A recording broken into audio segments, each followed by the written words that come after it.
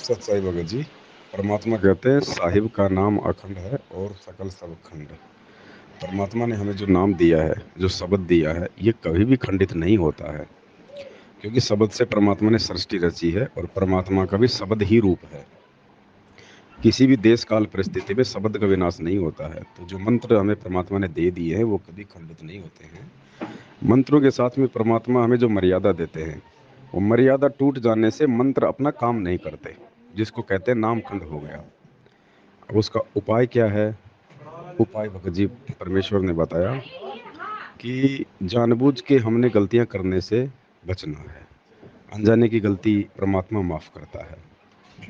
फिर भी यदि किसी कारण से दबाव में, मजबूरी में, या जैसे भी मर्यादा खंडित हो गई है, अगर गुरुजी आश्रम में हैं तो हम गुरुजी के सामने जाएं।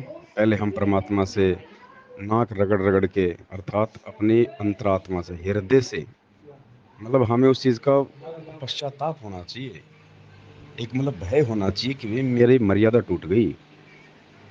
अंदर एक आत्म ग्लानि होनी चाहिए भगत जी।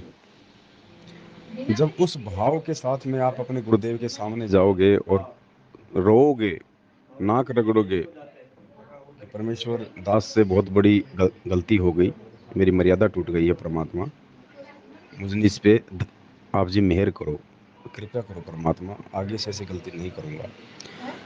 तो गुरुदेव जो होते हैं वो परमात्मा है, वो अंतर्यामी होते हैं। हम उनसे कोई भी चीज़ छुपा नहीं सकते। हम किस भाव से कह रहे हैं, अंदर कोई छल कपट है या दोष है या खाली फॉर्मेलिटी के लिए हम बोल रहे हैं, कह रहे हैं, तो गुरुजी हर एक बात को देखते रहते हैं, जानते रहते हैं, वे अंतर्यामी हैं। और जिस भाव से हम उनके सामने प्रार्थना करेंगे, उसी भाव से परमात्मा हमारे ऊपर मेहर करते हैं। और गुरुदेव जो है हमें जो भी आदेश दें कि बेटा ठीक है, आगे से गलती मत करना और आपका नाम कोई दिक्कत नहीं, आप अपनी भक्ति करो, तो गुरुजी ने कह दिया तो टूटा हुआ नाम भी वापस जो है वो जुड़ जाता है। या गुरुजी कहे कि बेटा जाओ, आप अपना नाम फिर से मतलब शुद्ध करवा लो। क्योंकि हम सतलोक आश्रम बरवाला में जब जाते थे परमात्मा के रहते सहते, तो ऐसे कोई आदमी नाम नाम शुद्ध नहीं करवाता था वहाँ पे कि गया और नाम शुद्ध करवा लिया, नहीं। और ना वहाँ ऐसे कोई नाम शुद्ध करता था। उस व्यक्ति को जिसकी मर्यादा टूटी हुई होती थी, उसको सबसे पहले गुरुजी के सामने जाना होता था दर्शनों के समय, और गुरुजी से वो प्रार्थना करता था कि गुरुजी मेरा नाम खंड हो गया, मेरी मर्यादा खंड हो गई है। फिर गुरुजी उसको एक टोकन देते थे और कहते थे कि ये टोकन ले जाके और जहाँ पे नाम शुद्ध करवाया जा रहा है वहाँ पे जाके ये दिखा देना, तब जाके उसका नाम शुद्ध होता था। ऐसे कोई नाम शुद्ध नहीं करता था। यानी पहले गुरुजी से प्रार्थना, उसके बाद में नाम शुद्धिकरण। अब वर्तमान में गुरुदेव जेल में हैं, ऐसे में हम क्या करें? तो ऐसे में भगत जी एक ही तरीका है कि गुरुदेव भगवान को पहले तो हम ज्ञान आधार से परमात्मा माने कि वे अंतर्यामी हैं, पल पल की जानते हैं।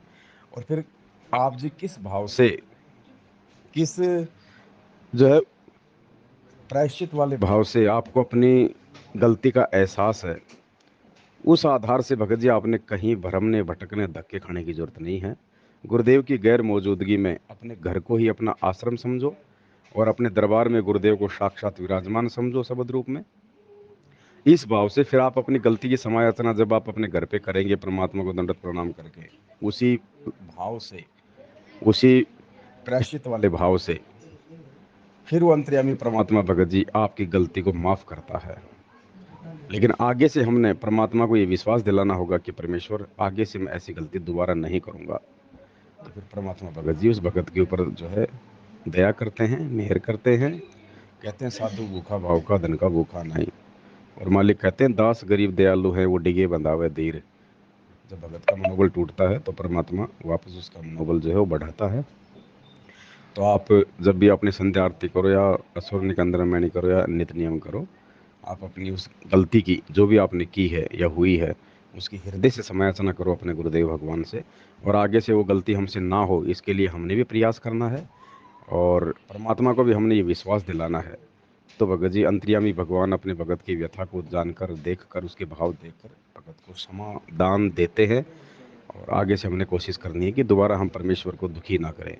क्योंकि क्या होता है कि मान लीजिए आपको कोई रोग है, आपने उसका ऑपरेशन करवा लिया और किसी कारण से आप उस ऑपरेशन को ठीक नहीं रख पाते हैं, फिर से ऑपरेशन करने की नौबत आ गई, तो ऑपरेशन किए हुए स्थान पे दोबारा ऑपरेशन पहली बात तो सफल नहीं होता, और हो जाता है तो उसमें आशंका बनी रहती है भगत जी, घाव बन जाता है। तो इसी प्रकार बार बार गलतियां जब हम करेंगे और बार बार हमने एक रूटीन बना लिया कि भाई नाम शुद्ध करवा लूंगा, नाम शुद्ध करवा लूंगा। जैसे आज ये फर्जी नामदान केंद्र देश विदेश में खोल रखे हैं हजारों की संख्या में सतलोक आश्रम मैनेजमेंट हरियाणा ने, और जो इनके पीछे लगे हुए भाई बहन हैं उनको कोई भय नहीं है भगत जी। उनको ये है कि चलो गलती हो जाएगी, कोई बड़ी बात नहीं, नाम शुद्ध करने के लिए तो खूब नामदान केंद्र है, तो उनको भय नहीं है उनको। और भय बिना भक्ति नहीं होती है। तो भगत जी आप हृदय से मालिक से समय याचना करें, और उसके बाद निर्भय होके निसंशय होके आप फिर भूल जाना कि मैंने कोई गलती भी की थी।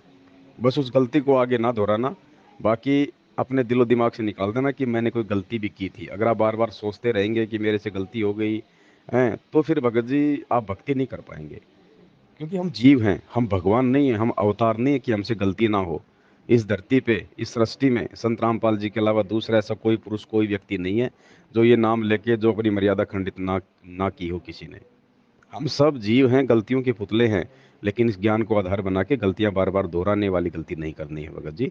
और अपने दिलो दिमाग से फिर इस बात को निकाल के कि मैंने कोई गलती नहीं की, मेरे से कुछ हुआ ही नहीं कभी, बस मुझे तो ध्यान रखना आगे कोई गलती ना हो, और फिर वापस अपनी भक्ति में हम लगे भगत जी। सत साहिब जय हो बंदी छोड़ के।